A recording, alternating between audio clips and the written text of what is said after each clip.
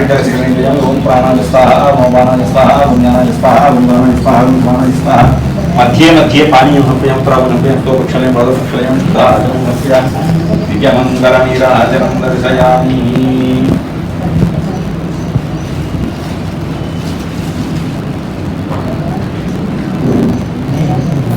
ओम नारायणाय विद्महे वासुदेवाय धीमहि तन्नो विष्णुः महादेवी विद्महे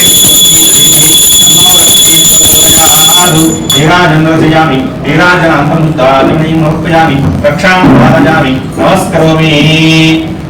जय बोलो सत्यनारायण भगवान की जय। नमः पार्वतीपते हर आधान्यत् संप्रवक्ष्यामि श्रुध्वं सत्तमाः पुरा स्वर्गान् घोरान् उपश्चासे महीपते कश्चित् काशीपुरम्यह्यासीत् विप्रोति निर्धनः ఉపవాసస్య సంభవః।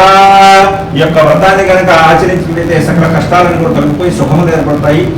మరియు పెళ్లి కాని వారి యొక్క వ్రతం చేసినట్లయితే ఇక చక్కని వరుడు కానీ వధువు కానీ దొరుకుతుంది। ఈ యొక్క పుత్ర సంతానం లేని వారి కనుక ఈ యొక్క వ్రతాన్ని భక్తి శ్రద్ధలతో ఆచరించినట్లయితే ఆ స్వామివారి యొక్క పుత్ర సంతానం కలుగుతుంది। ఈ విధంగా ప్రతి విషయంలో మీకు విజయం వరిస్తుంది, ఇంట్లో వాళ్ళు ఆరోగ్యంగా ఉంటారు విశేషి తెలియజేయగానే మళ్ళా ఈ యొక్క వ్రతాన్ని విశేషంగా ఏ మాసాల్లో చేయాలని చెప్తున్నాను। ఏకాదశ్యాం పూర్ణమాయాం రవి సంక్రమణ ఎక్కువ వైశాఖ మాసం ముందు కానీ మాఘ మాసం ముందు కానీ లేదా మార్గశీర్ష మాసం ముందు కార్తీక మాసం ముందు కానీ చైత్ర మాసం ముందు కానీ ఈ యొక్క వ్రతాన్ని కనుక ఆచరించినట్లయితే సకల శుభాలు ఉంటారయ్యా। మరియు ఈ యొక్క మాసాల్లో కూడా ఏకాదశ్యాం పూర్ణమాయాం రవి సంక్రమణ ఎక్కువ ఏకాదశి కానీ పౌర్ణమి తిథి కానీ లేదా సూర్యుడు ఒక రాశి నుంచి మరొక రాశిలో ప్రవేశించే సమయంలో కానీ ఈ యొక్క వ్రతాన్ని కనుక ఆచరించినట్లయితే విశేషమైన ఫలితాలు కలుగుతాయని చెప్పేసి చెప్తున్నాడు। ఈ యొక్క వ్రతాన్ని ఆచరించేటువంటి భక్తులు ఎవరైతే ఉన్నారో వాళ్ళందరూ కలిగించుకుంటారు నన్ను కాపాడాలని చెప్పేసి ఆయన నమస్కారం చేసుకొని ఈ పూజా స్థలాన్ని కూడా చక్కగా గోమయం తొలికి 5 రంగుల చోట్లు పెట్టి చక్కగా మండపం ఏర్పాటు చేసి మండపం కలశాన్ని కలశం వెండిది కానీ రాగిది కానీ ఇత్తడిది కానీ బంగారం కానీ చేయవచ్చు। డబ్బులు లేకపోతే ధనము లేనట్లయితే చక్కటి మట్టి పాత్రలను కూడా పెట్టుకోవచ్చు, కానీ ధనముండి లోహత్వం మాత్రం చూపరాదని చెప్పేసి చెప్తున్నాడు। ఈ యొక్క సత్యనారాయణ స్వామి వ్రతాన్ని అంతా కూడా చక్కగా స్వామివారికి ఆవాహన చేసి ముందుగా గణపతి పూజ, ఆదిత్య నవగ్రహాలు, గణేశాది పంచలోక పాలకులు, బ్రహ్మ విష్ణు మహేశ్వరుడు, ఇంద్రాది అష్టదిక్పాలకులంతా కూడా ఆవాహన చేసి ఆ తర్వాత కలిసి మీద సత్యనారాయణ స్వామి వ్రతాన్ని ఆచరించాలి। ఆ సత్యనారాయణ స్వామి ప్రతిమ పంచామృతత్వ శోధన చేసి శక్తిని ఇచ్చి ఆ తర్వాత స్వామివారి యొక్క మండపంలో ఉంది అందులో చక్కటి అంగపూజ అష్టోత్తర శతనామ పూజ ఆచరణ చేసి ఆ తర్వాత స్వామివారికి ఇష్టమైన గోధుమ ప్రసాదం కానీ లేదా బియ్యపు ప్రసాదం కానీ స్వామివారికి నైవేద్యం జరిగించి ఈ యొక్క వ్రతాన్ని చేసుకుంటున్నా అని చెప్పేసి ఊరందరూ కూడా ముందుగా తెలియజేసి ఆ తర్వాత ఆ బ్రాహ్మణుల బంధువులు తీసుకొచ్చి యథావిధిగా ఈ యొక్క వ్రతాన్ని చేసి ఈ 5 కథలన్నీ కూడా చక్కగా రమణ గోవింద గోవింద జయం చేసావు కదా, శాస్త్రాలను కూడా పట్టుపట్టించుకున్నావు కదా, అయినా ఈ విధంగా దుఃఖిస్తూ భిక్షాటం చేసి తెలుసుకుంటానని చెప్పేసి అడుగుతాను। అయ్యా నేను ఎన్ని వేదాలు చదువుకున్నప్పటికీ నా యొక్క కాలం కలిసి రాలేదయ్యా, నేను ఈ విధంగా కుటుంబాన్ని పోషించుకోలేక భిక్ష వెతుకుని జీవిస్తున్నానని చెప్పేసి తెలియజేయగానే అది గ్రహించినటువంటి ఆ యొక్క భగవానుడు పోయి ఈ యొక్క కలియుగంలో సత్యనారాయణ స్వామి ఏం చేసి ఉన్నారు కదా, ఆ సత్యవ్రతాన్ని ఒక్కసారి ఆచరించు, ఆ తర్వాత ఈ పరిస్థితులన్నీ కూడా మారిపోతాయని చెప్పేసి తెలియజేయగానే అది గ్రహించినటువంటి ఆ యొక్క బ్రాహ్మణుడు వచ్చింది ఎవరో కాదు నారాయణుడు అని గ్రహించుకున్నవాడై ఆ వ్రత విధానంతో తెలుసుకొని యథావిధిగా తన ఇంటికి వెళ్ళిపోయి ఆ రోజు రాత్రి నిద్ర రాకపోయి కాలం గడిపి తెల్లవారుజాము తెచ్చి నేను ఖచ్చితంగా ఈ రోజు భిక్షాటం చేస్తే వచ్చిన ధనాన్ని వెచ్చించి ఈ యొక్క వ్రతాన్ని చేస్తానని చెప్పేసి స్వామివారికి నమస్కారం చేసుకుని భిక్షాటంకి వెళ్ళిపోయాడు। ఆ విధంగా వెళ్ళినటువంటి బ్రాహ్మణులకు ఆ రాజ్యాన్ని పాలిస్తున్నటువంటి రాజు తానే స్వయంగా బ్రాహ్మణుడి దగ్గర వచ్చి బ్రాహ్మణుడి యొక్క బాధలు కలిగి తన యొక్క రాజ్యంలో ఆస్థాన పండితుడుగా ఉద్యోగం కలిగించాడు। తర్వాత కొంత కాసులు ఇచ్చాడు। ఆ కాసులు తీసుకున్నటువంటి ఆ యొక్క బ్రాహ్మణుడు ఇదంతా సత్యనారాయణ స్వామి మాయతత్వం మరొకటి కాదు అని నిశ్చయించుకున్నవాడై బ్రాహ్మణులు బంధువులను పిలుచుకొచ్చి యథావిధిగా సత్యనారాయణ స్వామి వ్రతాన్ని ఆచరించాడు। అప్పటి నుంచి ఆ యొక్క బ్రాహ్మణుడు ప్రతి పౌర్ణమి తిథి రవి సంక్రమణ యొక్క వ్రతం ఆచరిస్తూ ఉన్నాడు। సకల కష్టం నుండి విముక్తి పొందిన వాడి అత్యంత మోక్షం కూడా పొందాడని చెప్పేసి ఈ విధంగా సూతమహాన్ని ఈ ఋషులందరూ కూడా తెలియజేశాడు। ఇదంతా గ్రహించినటువంటి ఆ ఋషులు అలాగే అడుగుతున్నాయా, ఆ బ్రాహ్మణుల యొక్క వ్రతం చేస్తూ ఉండగా గురువు వారు వచ్చి ఈ యొక్క వ్రత కథ అంతా కూడా వింటారు కదా, వారి మనసులో ఎవరికైనా ఈ యొక్క వ్రతం చేద్దామని సంకల్పం కలిగిందా, ఇదంతా కూడా మాకు తెలియజేయడం చెప్పేసి అడగగానే అందరూ ఆ సూత మహాముని చెప్తున్నాడు, ఈ యొక్క వ్రతం ఎవరెవరిచే చేయబడిందో చెప్తున్నాడు.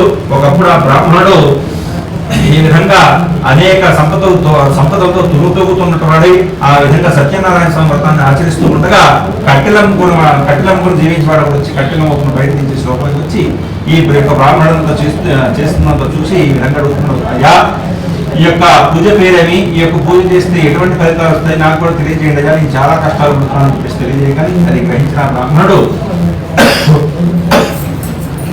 ఇది సత్యనారాయణ వ్రతము, ఈ యొక్క వ్రతాన్ని కనుక ఆచరించినట్లయితే నీ కష్టాలను కూడా తొలగిపోతాయని చెప్పేసి బ్రాహ్మణుడు చెప్పినంత విన్నటువంటి ఆ కట్టెలను వాడు ఆ వ్రత విధానం కూడా తెలుసుకొని ఇంటికి వెళ్ళిపోయాడు. వెళ్ళిపోయి తెల్లవారుజాము లేగానే కట్టెల మోపను భుజంగా పెట్టుకుని, ఓ సత్యదేవ ప్రభు, నీ రూపం నాకు తెలియదయా, నీ నామం నాకు తెలియదు, నీ మంత్రం నాకు తెలియదు, కానీ బ్రాహ్మణుడు నీ యొక్క వ్రతాన్ని నాకు ఉదయించాడు, ఖచ్చితంగా నీ యొక్క వ్రతాన్ని ఆచరించి నా కష్టాలు పోగొట్టుకుంటారనే సంకల్పంతో ఈ యొక్క భుజంపై కట్టెల మోపం పెట్టుకుని వెళ్తున్నాను. ఈ కట్టెల మోపు అమ్మగారు వచ్చిన దాన్ని ఖచ్చితంగా వెచ్చించి నీ యొక్క వ్రతాన్ని ఆచరిస్తానని అని చెప్పేసి నమస్కారం చేసుకుని బయలుదేరాడు. అలా వెళ్ళినటువంటి ఆ కట్టెల వాడికి ఒక్కసారిగా భుజం మీద అంతా కూడా బరువు ఎక్కువగా ఉన్నట్టు అయిపోయేసరికి గ్రహించుకున్న వాడై ఆ కట్టెల మోపుని కిందకి దించగానే ఆ కట్టెలన్నీ కూడా ఒకసారిగా గంధం చెట్లు అయిపోయాయి. ఇదంతా గ్రహించినప్పుడు ఆ కట్టెల వాడు, ఆహా ఇదంతా సత్యనారాయణ స్వామి మాయే, ఆయన నామని ఒక్కసారి పారాయణ చేస్తే ఈ విధమైన ఫలితాలు వస్తున్నాయి, ఇంకా పూజ చేస్తే ఎటువంటి ఫలితాలు వస్తాయి అని గ్రహించుకున్న వాడై ఆ కట్టెలను తీసుకున్నట్టు చాలా మంది తండ్రోత్సవాలకు వచ్చి అధిక ధనాన్ని వెచ్చించి ఆ కట్టెలను తీసుకుని వెళ్ళిపోయారు. అది ఆ డబ్బుల ధనమంతా కూడా తీసుకున్నటువంటి ఆ యొక్క కట్టెలను వాడు పూజా సంభారాలు అన్ని కూడా చక్కగా తీసుకుని పాలు పెరుగు తిరిగి సరిపోయి కూడా తీసుకొని యథావిధిగా బంధువులను బ్రాహ్మణులు తీసుకొచ్చి యథావిధిగా సత్యనారాయణ స్వామి వ్రతాన్ని ఆచరించాడు. ఆ వ్రతాన్ని ఆచరించడం వల్ల ఆ కట్టెలను వాడు ఆ బ్రాహ్మణులు ఇద్దరు కూడా అన్ని కాలంలోనే అంటే తక్కువ సమయంలోనే సకల కష్టం నుండి విముక్తి పొందిన వారి అంత్యము మోక్షాన్ని కూడా పొందారని చెప్పేసి ఈ యొక్క ద్వితీయోధ్యాయం చెప్పడం జరిగింది. ఇందిరారమణ గోవింద గోవింద, రమారమణ గోవింద గోవింద.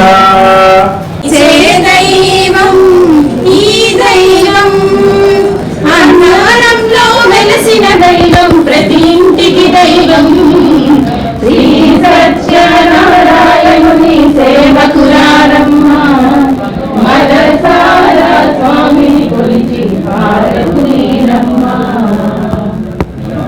మంగళమనరమ్మ జయ మంగళమనరమ్మ, కరములు జోడించి చందనమలరించి సుందరమూర్తికి మంగళమనరే మంగళమనరమ్మ. శ్రీ సత్యనారాయణుని సేవకురారమ్మ, మనసార స్వామిని కొలిచి హారతులీరమ్మ. మీరు రెగ్యులర్ గా చేసుకుంటుంటే మాకు అప్పుడు వస్తుంది. గారు మీరు పాడట్లా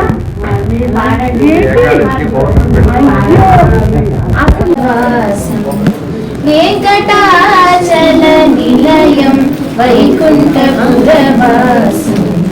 పంకజనేత్రం పరమ పవిత్రం, పంకజనేత్రం పరమ పవిత్రం, శంఖచక్రధర చిన్మయ రూపం, వెంకటాచల నిలయం వైకుంఠపురవాసం పంకజనేత్రం పరమ పవిత్రం, శంఖచక్రధర చిన్మయ రూపం, వెంకటాచల నిలయం వైకుంఠపురవాసం